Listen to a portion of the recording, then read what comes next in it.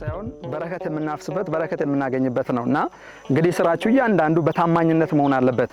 ጌታችን መድኃኒታችን ኢየሱስ ክርስቶስ ሐዋርያቱን ሲያዛቸው ሐዋርያቱ በታማኝነት መንፈሳዊ ስራ ተልእኮአቸውን እንደተወጡ ሁሉ እናንተም ደግሞ በታማኝነት እንግዲህ ሰይጣን ሊያሳስታችሁ ይችላል።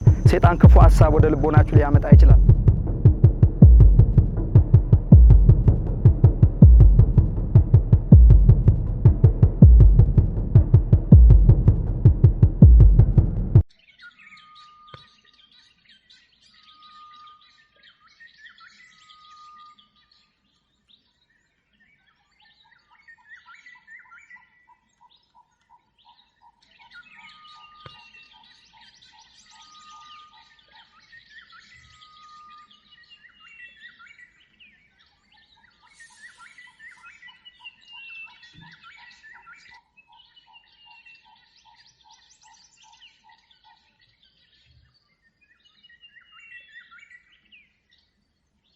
ኪሎ 10 ብርማ አስመዝኛ አያዋጣኝም።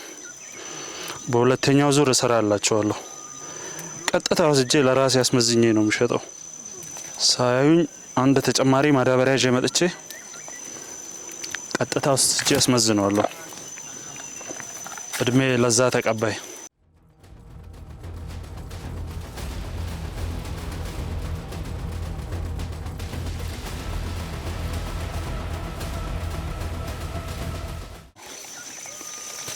እኚህ ጅሎች ናቸው ደግሞ እንጂ ጸሎት አድርገው ሸኙኛል እንዲሳካልኝ።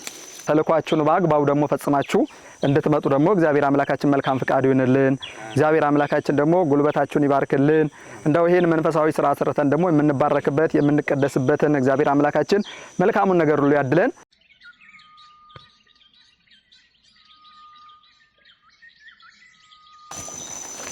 አንተ ዛሬ በደንብ ለቅመህ የለ እንዴ? ጆሎ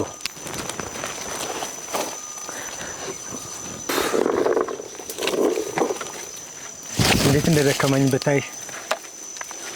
ድካሙማ ያው ግልጽ እኮ ነው። የድካማችንን የላባችንን ያክል እያገኘን አይደለም እንጂ በተስማማንበት አይደለ እንዴ እየሰጡን ያለው? የተስማማንበት ሁሉ እኮ የተስማማን አይደለም። የምንስማማበት አንድ ሀሳብ አለኝ። ከኔ ጋር መስማማት ከቻልክ ጥሩ ጥቅም ያስገኘናል። የኛውን ዙር ካደረስንላቸው በኋላ ሁለተኛው ዙር ላይ ያለውን ቡና ማዳበሪያ ቀይረን ድጋሚ ወስደን ደብቀን እናወጣና አለ ጓደኛዬ እዛ ወስደን እናስረክበዋለን። ሙሉን ለራሳችን እንጠቀምበታለን። ኪሎ 150 ብር ነው። ይሄ እኮ የቤተ ክርስቲያን ነው። ጸሎት አድርገን ተመክረን እኮ ነው የወጣ ነው በአባታችን ምርቃት። አባቱ ነው ካላበላኝ ታዲያ ምን ትርጉም አለው? እኔ እናቴን መርዳት አለብኝ። ለእናቴ ገንዘብ ያስፈልጋታል። እናቴ ደግሞ ካለኔ ማንም የላትም። አንተ ካልተስማማው ግን ለኔ ተውልኝ ነገሩን። ብቻ ነው የለውበትም። የስሙኒ ዶሮ የአንድ ብር ገመድ ይዛብህ እንዳትጠፋ አጥብቄ ነው ማስራት። ብር ከስሙኒማ አላጠፋም። እሱ ለኔ ተውልኝ። ደስ እንዳለህ። ደስ ያለኝንማ አይተህ እንዳታስን ሰጋለሁ። በኃጢአተኞች የሚቀና ልብ የለኝም። ጽድቅ ካላፈላ ካላጠጣ ምን ያደርግልሃል? በምድር መራብ በሰማይ መጥገብ ነው። እዛ ሄደህ ጥጋቡን የታየህ ለስሙ ነው እንዴ ያሰርከው መስቀሉን? አይ ለስሙኒ ነው። አንተ ኃጢአት ታስገባኛለህ። በኋላ ለማንኛውም ማዳበሪያ ባንተ ከለልዬ ስወጣ እንዳታሳውቅብኝ። ደግሞ የነገርኩህን አውጀዋሉ ለሌሎች። አንተ ወንፊት እንደዚህ ቡና አንተና መሰሎችህን ሰይጣን ሲለቅማችሁ ያኔ ልክህን ታገኛለህ። ልኩን እንኳን ለኔ ተው። ልክም ትክክልም ነኝ። ሁሉንም ሲለካ ልኩ የሆነ ሰው ልክ የሌለው ሰው ነው። እዛው ስብከትህን እዛው። አሁን እኔ የገንዘብ አላማ ላይ ነኝ። ባይሆን ነገ ሲቸግርህ ብድር ጠይቀኝ። ያንተን እየሰማው መልቀም ራሱ አስጠላኝ። ከቻልክ ተከተለኝ። የሚወድ ይከተል። እኔ የምወደው ገንዘብን ነው፣ እሱን እከተለዋለሁ። በል ይመችህ። አብራችሁ ሰላም ሁኑ።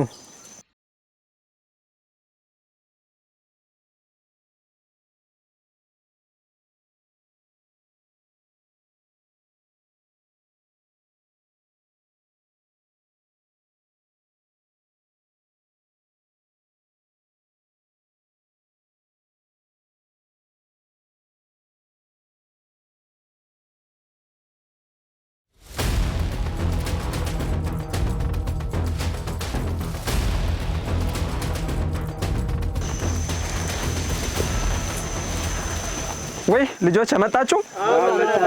ሰላም መጣችሁ? አስመዘናችሁ አይደል? በሉ እንግዲህ ምን ነው ልጄ? ምን ሆንክ? ጠዋት ቡና ስላልጠጣው ነው መሰለኝ። በሶስተኛ ዙር ምን ነው እንደነሱ ሳስራችን ታክል ይዘህ የምትመጣው ምን ሆነ ነው? ምን ሰላም አይደለም?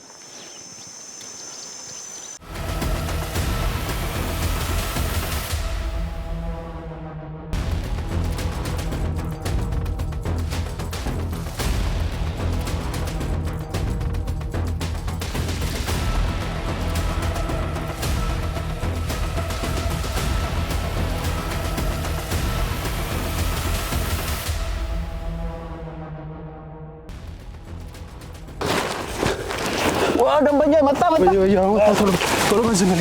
አንተ አልመዝንም። ታማኝ ደንበኛ ነህ፣ የዘውትር ደንበኛ ነህ አንተ። ምንም መመዘን አይጠበቅብኝ አንተ። በቃ ጎበዝ ቶሎ ና፣ ነገም ድጋሚ እንዳትጠራደራ። ልጅ የጠዋትም ልክ አልነበርክም። ምን ሆነ ነው? ቤተክርስቲያን እየሰራ መሆኑን አታውቅም እንዴ አንተ? ምን ሆነ ነው?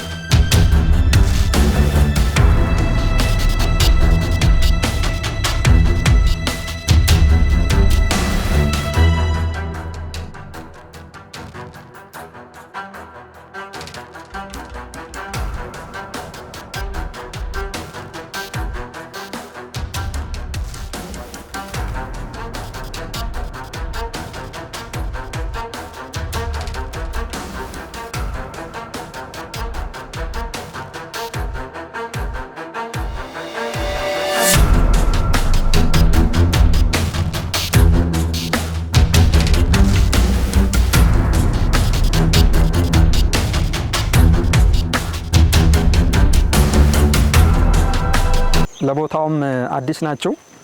በሉ እስቲ ስለ ቦታው አንዳንድ ነገር ደግሞ እስቲ እንመካከር። ጥቂት ነገር ልምከራችሁ። ስለዚህ በሉ ወደዛ አረፍ በሉ። ይበቃችኋል። በሉ ነው ወደዛ ነው።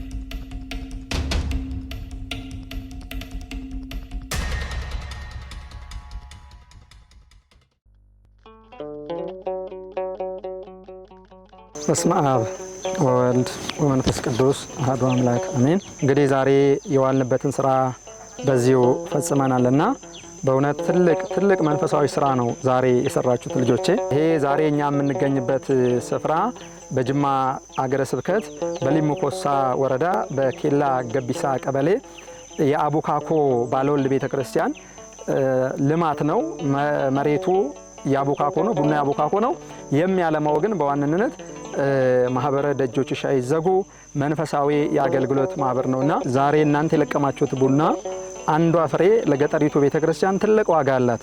ታወቀው እውነቱን ለመናገር ከሆነ ክርስቲያኖችን ብቻ ሳይሆን ሌላ ሃይማኖት ተከታዮች ራሱ እየመጡ እዚህ ቦታ ላይ እየሰሩ ንብረትን አከማይተው ገንዘብ ይዘው የሚሄዱበት አጋጣሚ ነበረ። እናንተ ብቻ አይደላችሁም ማለት ነው። እዚህ ስትሰሩ ለየት የሚያደርገው ነገር ቢኖር ገንዘቡን ወስዳችሁ ገንዘቡን መጠቀማችሁ ብቻ ሳይሆን የቤተ ክርስቲያን ከመሆኑ ጋር ተያይዞ ለነፍሳችሁም የምትጠቀሙበት አጋጣሚ ስላለ ያው በትጋት እንድትሰሩ እዚህ ከ40 እስከ 50 የሚጠጉ አብያተ ክርስቲያናትን ነው እያስገለገለ የሚገኘው። ከዛም አልፎ እዚህ ጋር እንደምታዩት የማር ምርት አለ። ንብ ትጉ ሰራተኛ ናት ብያለሁና እንግዲህ እስቲ ንቧ ያለችበት ቦታ ሄደን እሷ የምትሰራውን ስራ እያየን እስቲ ስለ ንቢቱ ደግሞ አንዳንድ ነገር ወንድማችን ይነግራናል። በሉ እስቲ ተነሱ፣ የንቢቷን ቦታ ሄደን እናያለን። በሉ ነው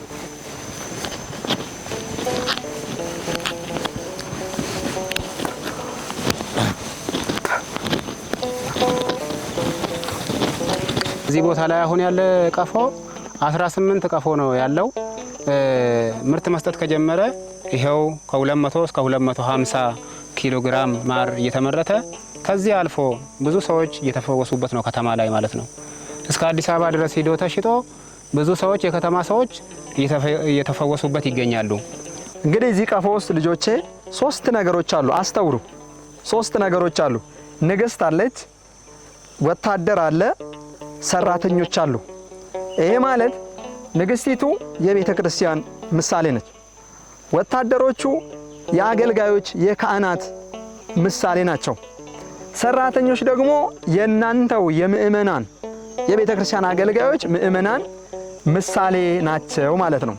እንግዲህ ሁላችንም ለቤተ ክርስቲያን እንዲሁ ታዘን ልንሰራ ልናገለግል ይገባል።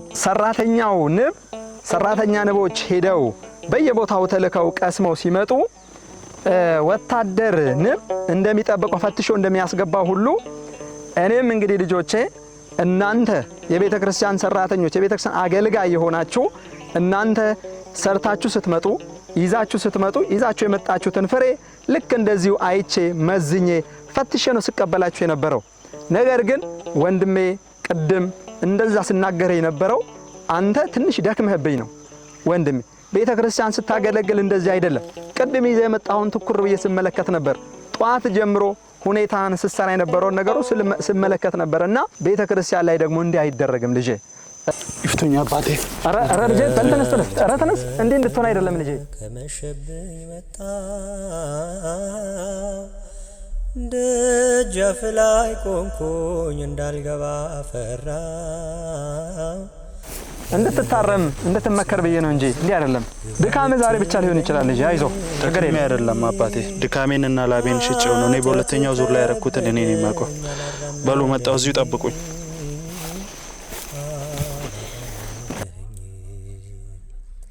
ቀኑ ከረፈደ ከመሸብኝ መጣ ደጃፍ ላይ ቆምኩኝ እንዳልገባ ፈራ። በደሌን ሳትመዝን ግባ ብትለኝ ኃጢአቴ ከበደኝ አላራመደኝ።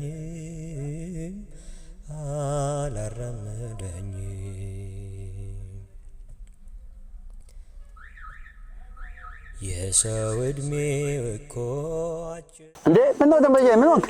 ተያዝኩኝ። ፖሊሱ ምን ይሻል? ፖሊስ አይደለም ምንድነው ታዲያ? ካህናቶች ነው የተያዝኩኝ። እየቀለድክ ነው እንዴ አንተ?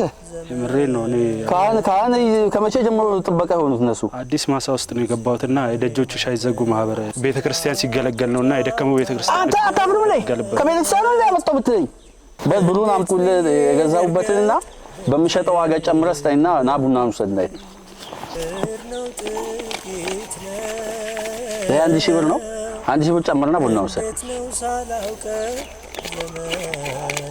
ና ቡና ውሰድ። ሁለተኛ እንደዚህ አይነት ቦታ ላይ እንዳታመጡ። ሁለተኛ ዓለም ስቃ ተጫውታበት